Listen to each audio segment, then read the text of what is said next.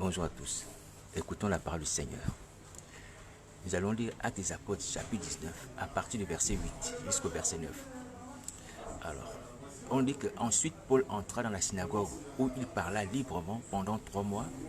Il discourut sur les choses qui concernent le royaume de Dieu, s'efforçant de persuader ceux qui l'écoutaient. Mais comme quelques-uns restaient endurcis et incrédules, décriant devant la multitude la voix du Seigneur, il se retira d'eux, sépara les disciples et enseigna chaque jour dans l'école d'un certain Tyrannus. Amen. Frères et sœurs, cette parole est grave.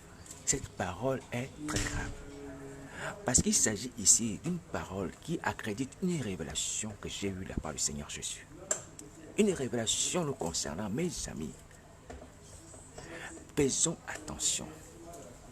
Notre incrédulité là va nous perdre. Elle va nous perdre. J'en ai déjà parlé de notre incrédulité au sujet de ces textes.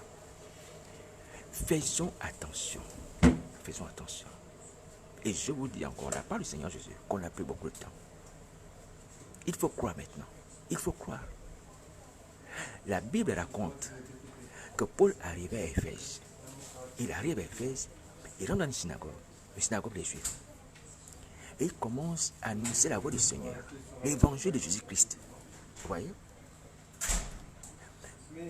Il a persuadé avec force ceux qui l'écoutaient.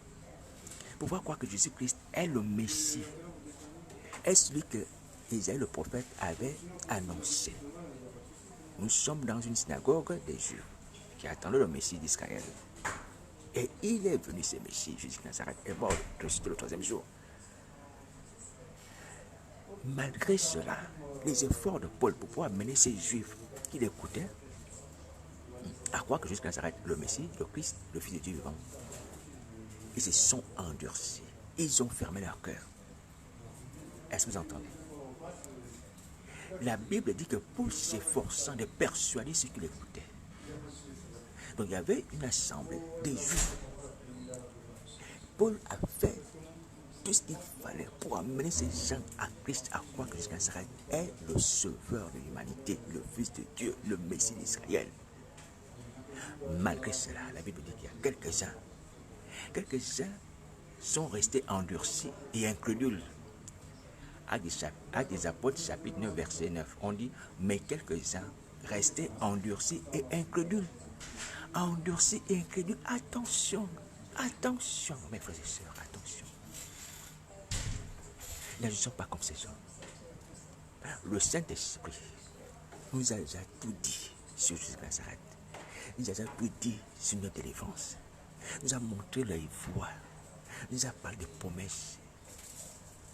Aujourd'hui encore, Jésus de Nazareth démontre chaque nuit qui passe contre les attaques du diable dont vos frères sont l'objet, frères et sœurs, que Satan, l'ennemi qui nous tient dans la captivité, est vaincu. Vous avez connaissance de ça, que le sang de Jésus, par lequel on prie, fait fuir Satan, annule ses œuvres.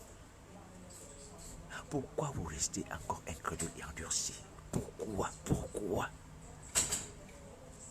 Est-ce que vous pensez qu'il y a un autre moyen pour persuader que votre délivrance est possible, que votre salut est possible?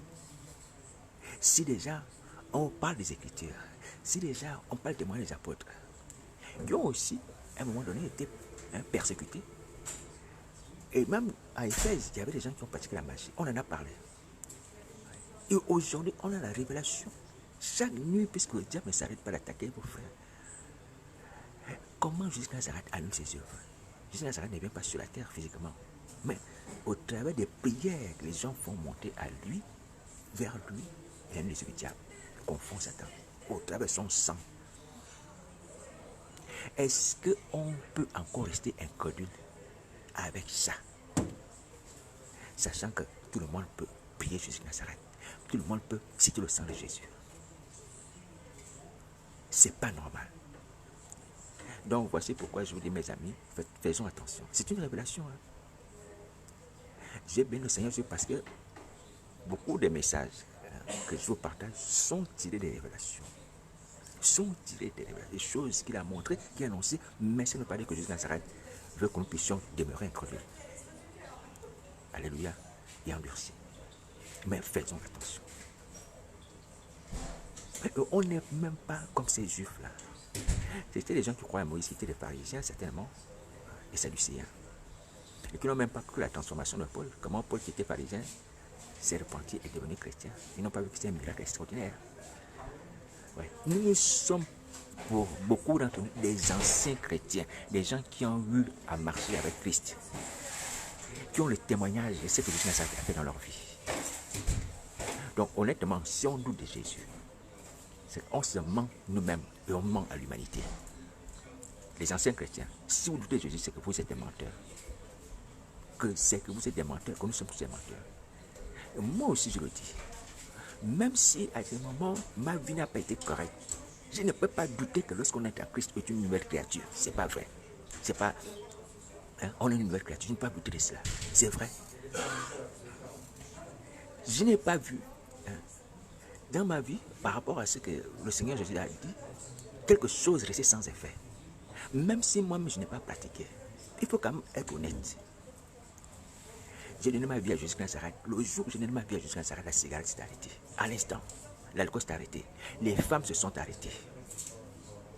Ma vie n'a pas été dans la suite tranquille.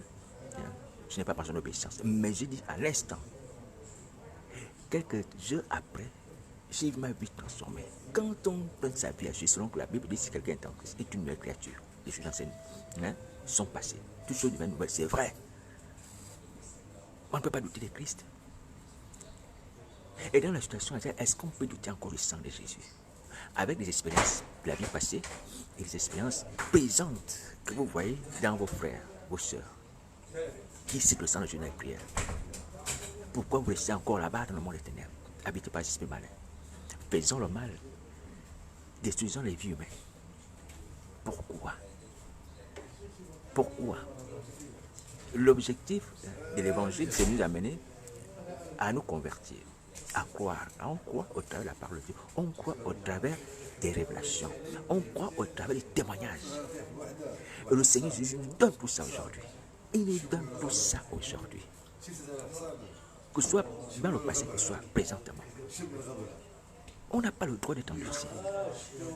On n'a pas le droit. Oui, à la limite, ces juifs, ils n'avaient jamais connu Christ. Mais qui devaient croire Christ au travers des Écritures, ou au travers du témoignage de Paul, ancien pharisien. Bon, eux aussi n'avaient pas le droit. Alléluia.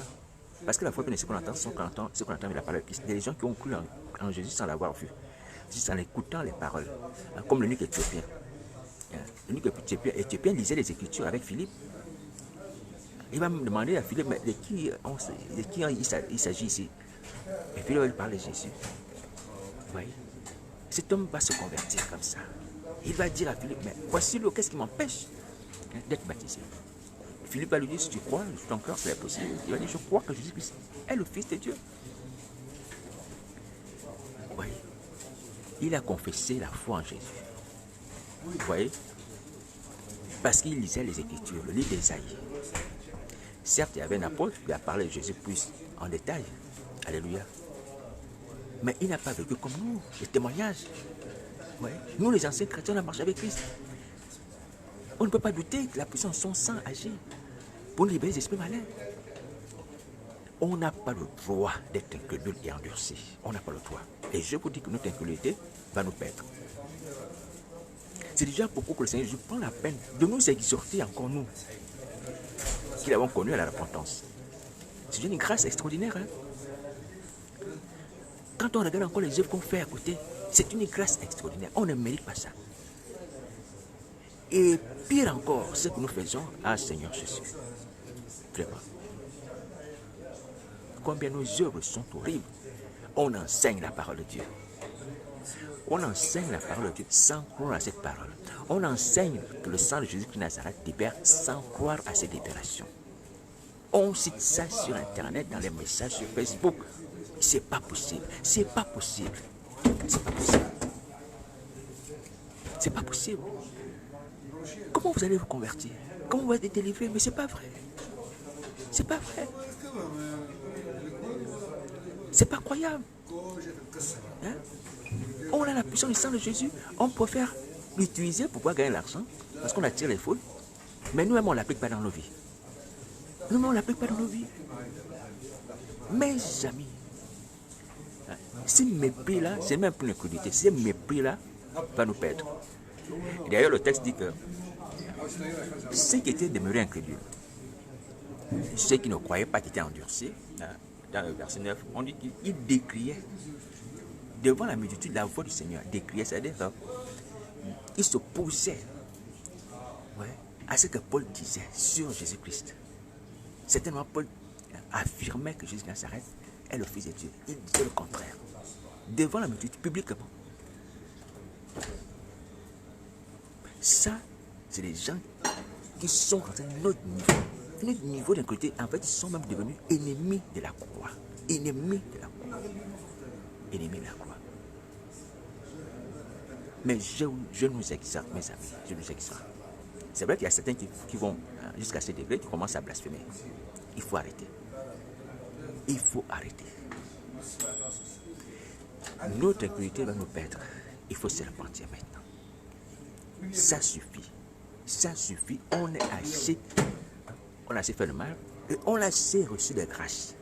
La grâce a trop abondé pour nous. Ça suffit. Le Seigneur Jésus a été trop patient. Trop patient. Trop patient. Mais si on persévère dans les jeux du diable, à servir le diable, à demeurer dans l'incrédulité, on sera perdu. On sera frappé, on va disparaître.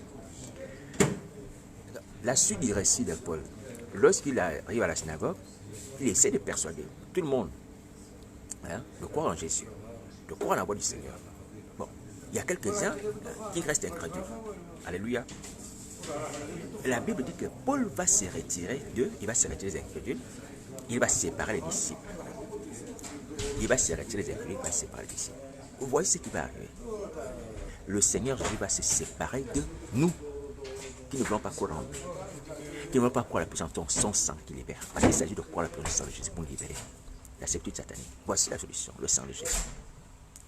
Il va se séparer de nous. Parce qu'il n'y a plus rien d'autre à faire. Par quel autre moyen on doit être libéré des esprits malins?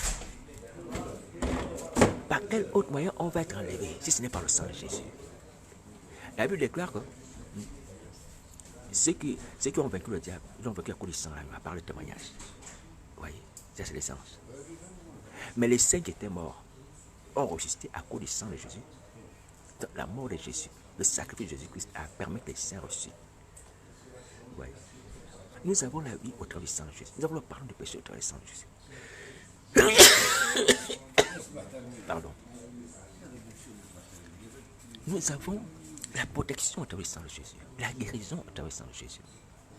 Les disciples sur le chemin de maïs, lorsqu'ils ont mangé le pain, qui est l'image du corps de Christ, le sacrifice de Pâques, les yeux se sont ouverts, les voix sont tombées. Je vous en ai déjà parlé. Que notre affaire de voir la tombe, et les esprits malins avec, partent tout voile et les esprits malins. Au travers de la Sainte Seine. Au travers de la Sainte Seine. C'est-à-dire que Satan, il vient nous contrôler, amène le voile. Parce qu'il ne contrôle pas le sang librement comme ça. Non, il met des choses, des blocages, des liens un peu comme Lazare qui était dans le tombeau. Vous voyez, Lazare, dans le tombeau, il avait des liens. Étant mort, il était lié. Ouais, donc on lie un mort comme ça. Ouais, voilà. Donc tout ça tombe au travers de la Sainte Seine. Nous qui sommes en vie et nous qui connaissons ces choses, vous voyez, on est affranchis au travers de la connaissance, parce que là on n'est plus dans l'ignorance. Mais les disciples sur le chemin de maïs ne connaissaient pas ça. Vous voyez, ils ne connaissaient pas ça. Vous voyez, donc aujourd'hui, mes amis, on n'a plus d'excuses. Le Seigneur Jésus va se séparer de nous. Ça, c'est par révélation, je vous le dis. Il va se séparer de nous. Il va prendre parmi nous les gens qui croient en lui. Les gens qui croient en lui, ce sont eux qu'il va sauver. Et les incrédules, il ne va pas les prendre. Voici la parole du Seigneur Jésus. Et la Bible dit dans le récit de Paul à Éphèse que ceux qui ont cru, Paul les enseigne dans l'école d'un certain Tyrannus.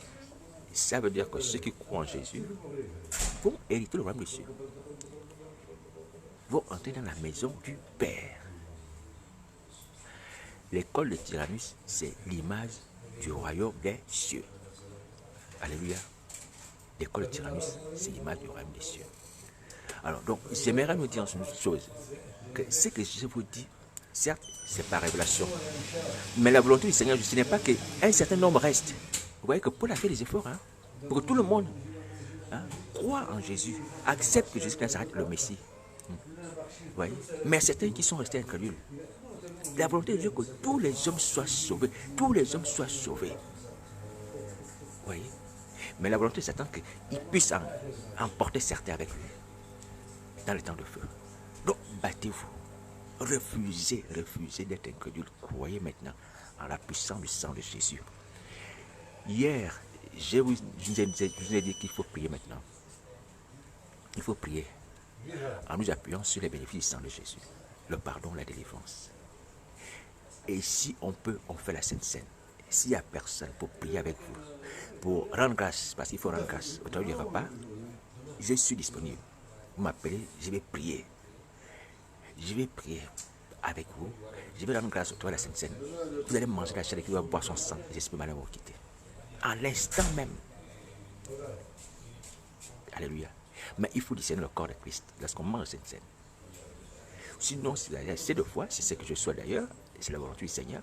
Demandez au Seigneur, je dois mettre en ta main, sur ce pain et sur ce vin, qu'il soit sanctifié, qu'il ait la puissance de ta chair et ton sang à la croix de Golgotha.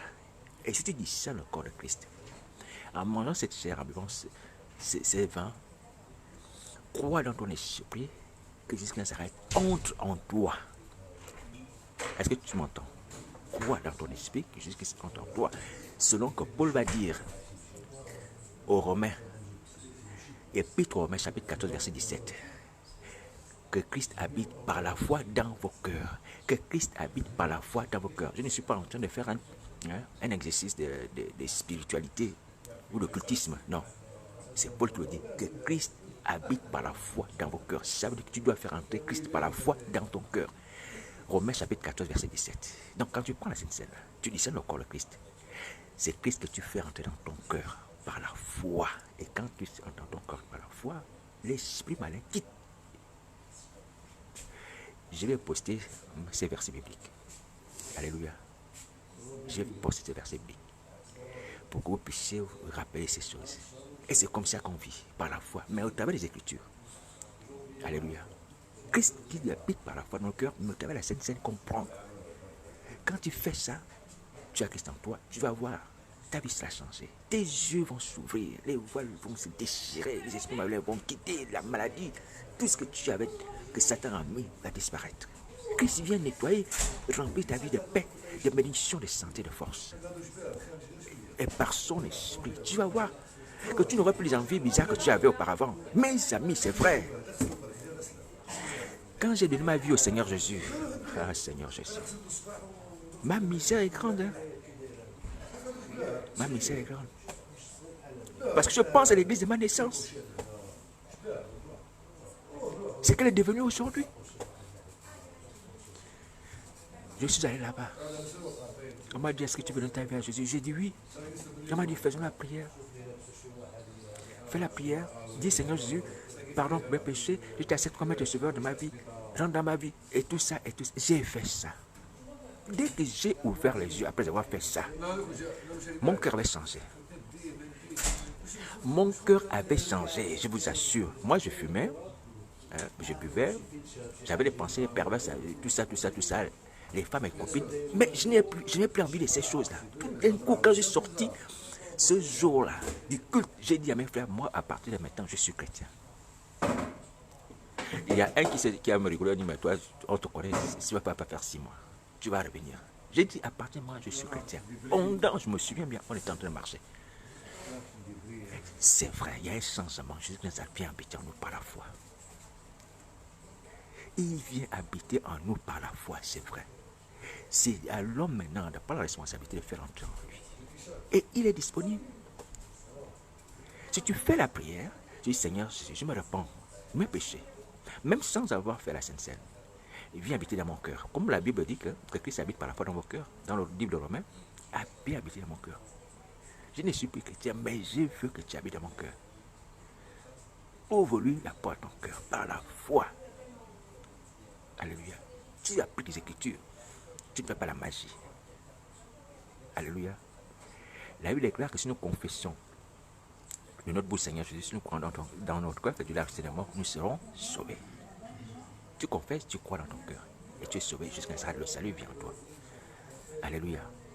Donc voici ce que nous avons à faire. Alors je vais préciser encore pour dire que lorsque Paul prend les disciples, qu'il amène à l'école d'un certain Tyrannus, il n'a pas créé d'école. J'en ai déjà parlé, il n'a pas créé d'école, mais il a utilisé l'école de Tyrannus, qui servait certainement à autre chose. Hein? Mais il n'a pas créé d'école. Il enseigne simplement l'évangile, la voix du Seigneur dans cette école. Donc ce n'est pas la peine de créer des écoles. Alléluia. On a juste à apprendre aux gens l'évangile, qui est Jésus, comment prier, et tout ça, comment faire la Sainte Seine, toutes ces choses-là. Alléluia. Voilà. Alors, donc, au sujet, maintenant, je vais revenir sur quelque chose d'important. Paul, lorsqu'il est rentré à la synagogue d'Éphèse, il déclare qu'il parlait librement pendant 3 mois. Il discourait sur les choses qui concernent le royaume de Dieu. Alléluia. Il discourait sur les choses qui concernent le royaume de Dieu, s'efforçant de persuader ceux qui l'écoutaient. Alléluia. Que Dieu bénisse sa parole. Alors, Paul n'a pas parlé de l'argent. Voilà le sujet de l'application de Paul, le royaume de Dieu. Ce n'est pas l'argent, ce n'est pas la prospérité. Donc, quand on parle de prospérité, on est dans l'erreur. On est faux. Alléluia. Voilà. Paul parlait du royaume de Dieu. Voici le message. Le royaume de Dieu, c'est quoi? Le royaume de Dieu, c'est la repentance. Alléluia. La repentance. C'est ça le royaume de Dieu. Mais le royaume de Dieu, ce n'est pas seulement la repentance. Le royaume de Dieu, c'est aussi la justice, la paix et la joie par le Saint-Esprit. Voici les choses du royaume de Dieu. Selon Paul, c'est ce que Paul dit. Que le royaume de Dieu, ce n'est pas le manger, le boire, mais la justice et la paix, la joie par le Saint-Esprit. Justice, paix et joie par le Saint-Esprit. Justice, paix, joie par le Saint-Esprit. Alléluia. Voilà. La sanctification aussi fait partie du royaume de Dieu. Tout ce qui est céleste, tout ce qui est spirituel, tout ce qui est parfait, qui vient d'en haut. Alléluia.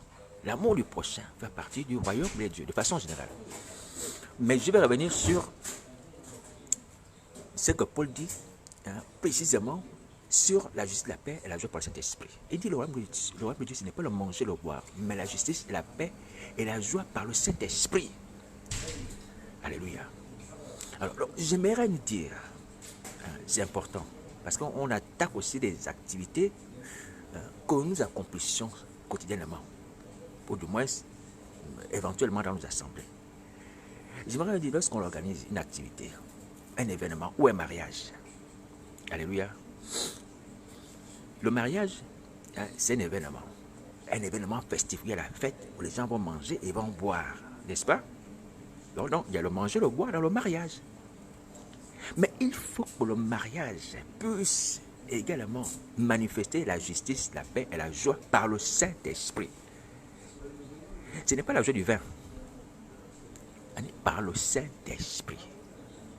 Donc, justice, paix et joie par le Saint-Esprit. Restons d'abord sur la paix. Donc, mariage, c'est vrai, il y a manger, boire. Mais est-ce qu'il y a la paix dans ce mariage? Est-ce qu'il y a la paix dans ce mariage? Vous voyez? S'il n'y a pas la paix dans le mariage, ce mariage n'est pas de Dieu. Il ne ressemble pas à un mariage du royaume de Dieu. Est-ce que vous entendez?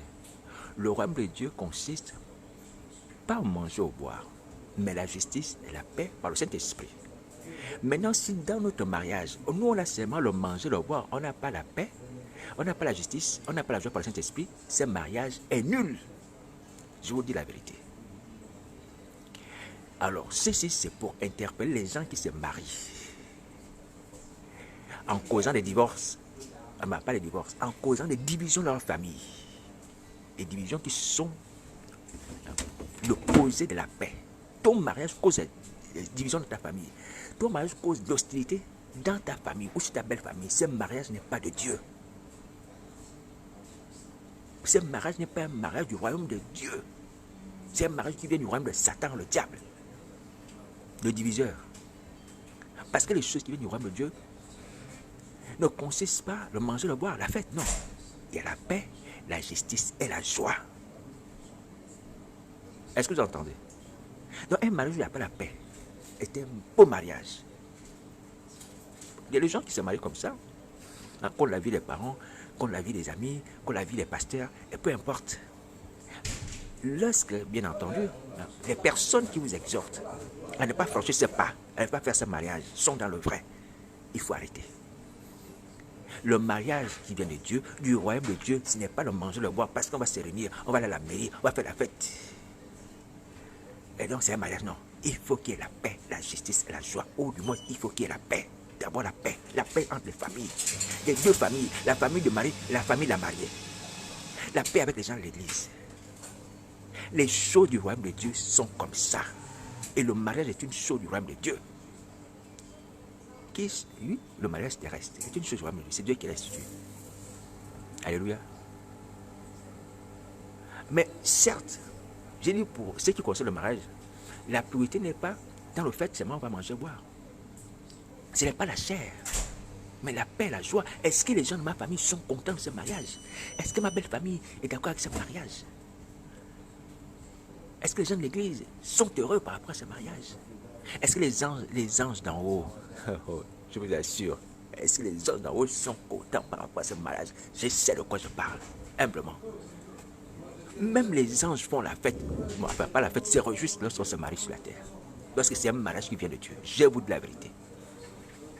D'abord, les anges se réjouissent. Hein. C'est ce que le Seigneur Jésus nous a dit. Hein. Aussi là-bas, lorsqu'un pécheur se répand. C'est-à-dire que les choses de la terre, vous pensez que ça reste seulement au niveau de la terre? Non. Il y a une implication en haut. Alléluia. Un pécheur qui se répand, il y a la fête en haut. Un mariage qui vient de Dieu qui se déroule sur la terre, il y a la fête et la joie en haut. Je vous dis la vérité. Alléluia. Alors, ceci, c'est pour que nous puissions comprendre qu'on ne doit pas se marier à la manière des païens, sans la chair, parce qu'il faut le manger, le boire, parce qu'il y a beaucoup d'argent, parce qu'il y a beaucoup d'invités. Mais les familles sont divisées à cause de ce mariage. Il n'y a pas la paix dans ce mariage entre les familles. Et même les parents des mariés sont contre ce mariage. Ce n'est pas un mariage, hein, qui glorifie le royaume de Dieu, qui a l'image du royaume de Dieu. Est-ce que vous m'entendez? Ce n'est pas le manger, le boire, non. C'est la paix, la justice et la joie par cet esprit. Et par le Saint-Esprit, hein, Paul dit bien, ce n'est pas la joie du vin, la joie du fait qu'on a beaucoup mangé. Non, non, c'est la joie du Saint-Esprit. Et une joie parfaite. Alléluia. Mes amis, attention. Attention. Alors donc, c'est un avertissement à ceux qui se marient en causant les divisions de leur famille. Vous êtes avertis et là vous êtes enseignés. Si votre mariage consiste simplement à faire des repas, à manger, à boire, laissant les gens écœurés, scandalisés par vos activités, par votre façon de faire. Ce mariage n'est pas de Dieu, c'est le mariage du royaume du diable. C'est un mariage du royaume du diable. Donc voici la parole du Seigneur Jésus. À nous de la mettre en pratique. Alors, donc sur ce, je nous dis encore que Dieu nous aide à marcher des mêmes pas et à pouvoir demeurer tous avec Jésus Nazareth dans l'école de Jésus Nazareth, le royaume de Jésus Nazareth, alléluia, en quittant le monde. Parce qu'il est évident que l'évangile est prêché. L'évangile est prêché à tous les hommes. Je vais faire les discriminations, mais on n'a pas le choix. Enfin, pas les discriminations, les séparations, on n'a pas le choix. Parce qu'à un moment donné, il faut séparer. Pour la séparer. Ça fait un moment que le Seigneur nous exhorte. Donc je vais dire encore que vous qui voulez quitter le monde des ténèbres, vous êtes parmi nous. Vous m'entendez souvent. Séparez-vous des gens qui ne veulent pas quitter le monde des ténèbres. Peu importe leur raison, séparez-vous. Allez-vous dans le secret, priez au travers du sang de Jésus. Au travers du sang de Jésus par lequel vous avez le pardon des péchés et de la délivrance. Quiconque évoquera non Seigneur sera sauvé. Et s'il y a besoin, prenez contact avec moi. On va prier. Mon numéro de téléphone c'est le 0758 48 48 71 ou tout tes frères qui a le Saint-Esprit qui exerce. Alléluia. Faites comme ça. Faites comme ça. Mais il faut vous séparer. On n'a pas le choix. Pour la tenter de persuader, je crois que c'est pendant 3 mois. La Bible nous dit pendant 3 mois, il a exhorté ces gens. Ouais, pendant 3 mois, il discute sur les choses qui concernent le royaume de Dieu. Pendant 3 mois. Et après, moi, il s'est dit, bon, par le Saint-Esprit, on va séparer ceux qui croient et ceux qui ne croient pas. On va les amener à l'école de Tyrannus. Est-ce que vous entendez? Mais pour qu'on puisse nous amener à l'école de Tyrannus, qui est synonyme du royaume de Dieu, il faut que vous-même, vous puissiez vous démarquer des gens qui ne croient pas. Vous soyez des personnes qui croient. Parce que Paul a choisi des personnes qui croient. Jusqu'à Nazareth choisirait des personnes qui croient. Notre affaire va finir comme ça. Jésus-Christ Nazareth va nous sélectionner. Il va nous sélectionner. Alors donc, j'aimerais nous dire que même dans le secret, parce qu'il y a des disciples de Jésus-Christ qui le sont dans le secret. On a l'exemple de Joseph d'Arimathée dans la Bible qui était disciple de Jésus dans le secret. Peut-être que tu as peur de manifester ta foi en Jésus, tu as peur des persécutions, des tribulations, la haine, la colère. Va te repentir dans le secret. C'est écrit dans la Bible. Joseph d'Arimathée, qui est venu prendre le corps du Seigneur Jésus, était son disciple dans le secret. Personne ne le connaissait avant. Va te repentir dans le secret. Alléluia. Et dans le secret là-bas, Jésus te prendra. Il te prendra. Et je rappelle au passage, humblement, sans être quelque chose, que l'enlèvement aussi est proche. Le châtiment, l'enlèvement est proche. Je vous parle par révélation, sans être quelque chose. L'enlèvement est proche. Donc si toi, tu as arrangé ta vie, tu as arrangé ta vie dans le secret au Seigneur. Je te demande de délivrance, tu as tout fait dans le secret, c'est bien. Il te prendra. Alléluia. Il te prendra. Même si tu le fais secrètement, il te prendra. Et j'aimerais dire encore, maintenant, à l'ensemble de l'Église, ceux qui m'entendent là, que le jour où le Seigneur Jésus m'a amené à quitter Facebook, à quitter Internet, à cesser de vous parler, si vous demeurez incrédule, mes amis, ce sera fini pour vous. Je vous dis la vérité. Ces gens, que pour la laisser, ces incrédules là, vous pensez que, sauf miracle, je ne sais pas, mais selon ce qui se passe dans ce mois Éphèse, ces gens ont été laissés, c'est-à-dire qu'ils ont été condamnés. Alléluia. Ce sera fini pour vous. Je ne suis rien, mais le Seigneur m'a mené à porter ce message de repentance à nous tous pour nous sauver.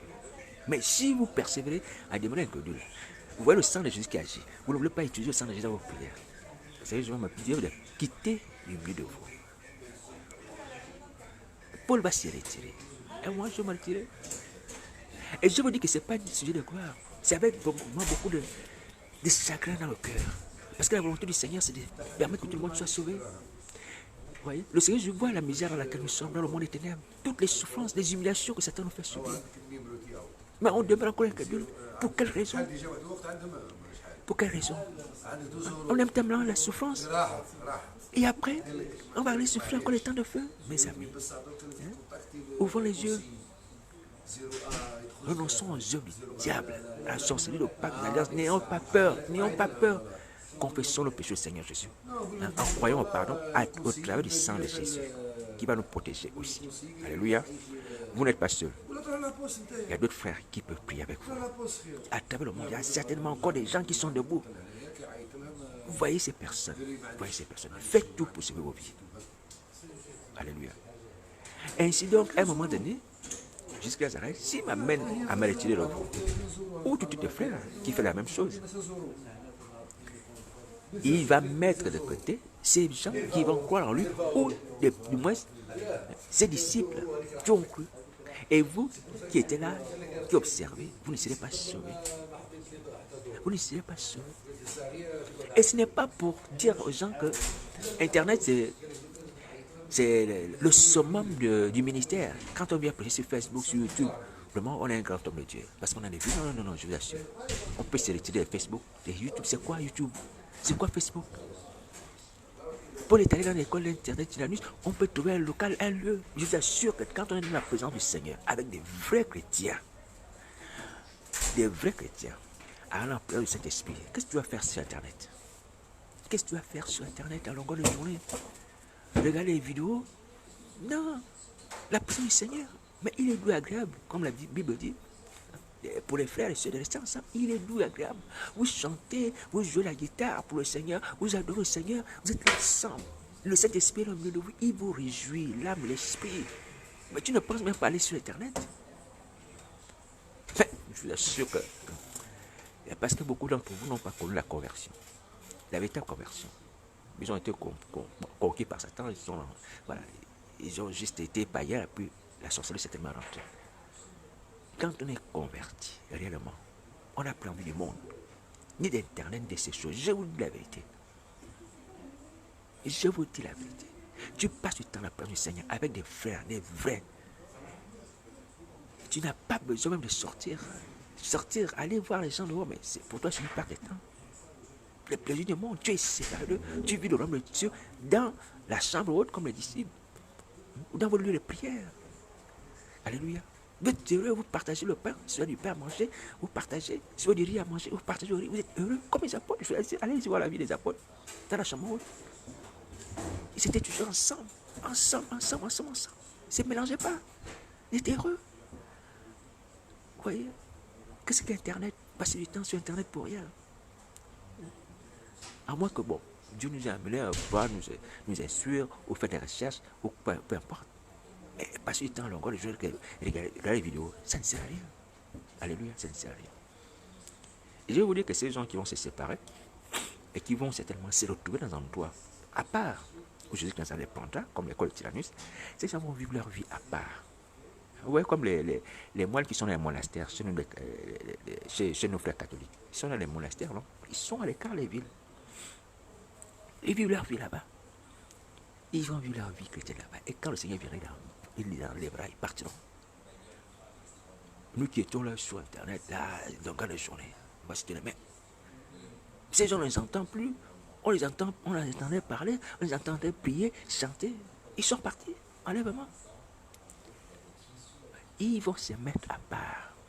Paul les a amenés à part dans une école d'un certain service, ils ont mis à part. Ils seront à part. Mais pas besoin de se mélanger Internet. Parce qu'aujourd'hui, les gens pensaient que pour être un grand pasteur, il faut que tu fasses des vidéos, il faut que tu fasses des directs, il faut que les gens te voient. Non, c'est pas ça. C'est pas ça, je vous dis, c'est pas ça. Vous allez vous leurrer, hein. Je ne suis pas meilleur, mais je le dis souvent, je dis, mes frères, moi aussi j'ai cette faiblesse de venir sur Internet tout le temps. De passer mon temps sur les vidéos, c'est pas ça l'urgence. Mais si on forme une famille, on va demeurer ensemble, on n'a plus besoin d'Internet. Parce qu'on a des choses à faire avec le Seigneur. On a l'adoration, on a la louange, Alléluia. On a l'évangélisation à faire. On a le partage de la parole de Dieu, des témoignages. En plein du Saint-Esprit. Qu'est-ce qu'Internet? Qu'est-ce qu'Internet par rapport à tout ça? Alléluia. Voilà. Je vous dis, ne soyez pas étonnés. Et ceux qui ont été laissés, qui ne sont pas partis de l'école de Tyrannus, je vous le dis, bon, en moins de miracles, hein, mais selon les Écritures, je ne sais pas si ces gens se sont partis. Ça veut dire que vous qui allez rester, si vous ne partez pas, vous ne serez plus jamais sauvé. On ne serez jamais sauvé. Ouais. Donc c'est ça. Et je rappelle encore la parabole des invités au souper. La parabole des invités au souper dit qu'à un moment donné, le maître va envoyer son serviteur à inviter un certain groupe de personnes. Mais ce groupe de personnes ne va pas venir. Et après, le maître va envoyer son serviteur dans les rues, chercher les pauvres, les malheureux, les estropiés. Attention. Ça aussi, c'est une révélation. Attention. Nous devons lutter, combattre, que nous ne soyons pas les gens qui refusent l'invitation de Jésus Nazareth. Parce que c'est fini, hein. Si on refuse, c'est dans le feu. C'est souffrant dans le feu. Éternellement. Éternellement. Il faut sauver sa vie. Il faut sauver sa vie. Tant que tu as encore le souffle de vie, tant que tu as encore la parole, parle à Jésus. Le diable m'attaquait la nuit, vous avez vu, n'est-ce pas? Il m'attaque tout le temps. Peu importe la manière, il m'attaque. Pour vous faire tomber en implicité, me suyer, me détruire, il m'attaque. Est-ce que je suis meilleur?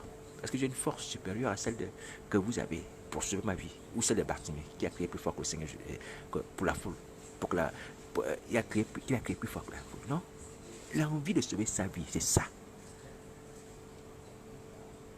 Qu'est-ce que vous pensez que j'ai extraordinaire? Je ne suis pas meilleur. Si je prends mon cas, ce n'est pas pour me glorifier. Alléluia. C'est par la grâce de Dieu que je suis debout, qui prie pour moi. Le Seigneur Jésus qui intercède pour que je ne tombe pas. Mais en même temps aussi, moi aussi, je dois chercher à dire que Seigneur, non.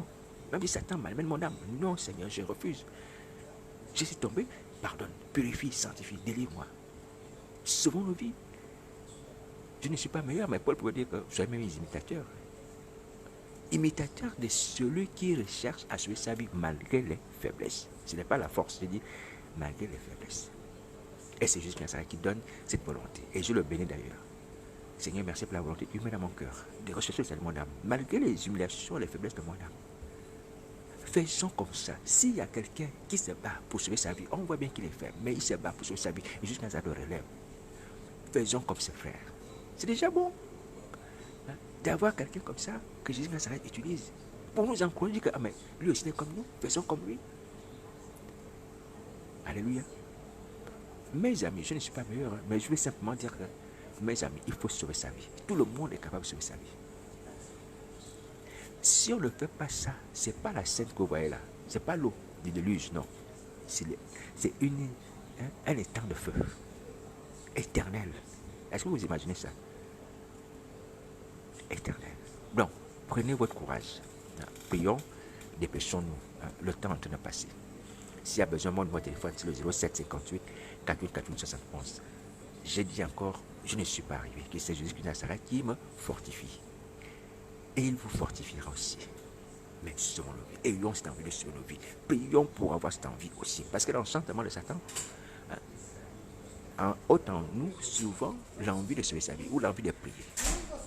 Ouais. Il y a des gens, peut-être qui regardent ces choses, mais qui n'ont pas envie de prier. Il faut prier. Il faut dire, Seigneur, donne-moi l'envie de prier. Ouais. Parce que Satan sait que ce n'est pas la prière qu'on est sauvé.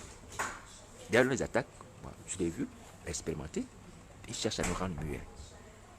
Il faut prier. Dis, Seigneur, donne-moi le courage de prier. Je dois prier, je dois crier à toi. Même si je suis faible, abattu, je crie à toi. Il faut faire comme ça. Et cela te sera donné, cette force-là. Alléluia, tu vas sauver ta vie. Jésus de Nazareth ne te parle pas en fait. Tu vas sauver ta vie, mon frère, ma soeur. Tu vas la sauver. Tu vas la sauver. Alors, donc sur ce, je vous encourage. Donc, si vous voulez m'appeler, je suis à Paris. Ou en France, on peut se voir. Ou sinon, s'il y a quelqu'un qui est disponible à côté de vous, allez le voir. Allez même directement à Jésus de Nazareth. Par la foi. Par la foi. Il va habiter dans vos cœurs. Par la foi, par lui. Il vit. Il vit. Alléluia. Donc sur ce, bon courage. Certainement, je vais revenir. Mais seulement, c'est pas la peine d'écouter ces choses sans rien faire. C'est pas la peine. Craignons pour le Seigneur Jésus une sérénité. Ah Seigneur. Cesse de nous parler. Craignons. Craignons cela. Craignons cela. Bon courage. Merci.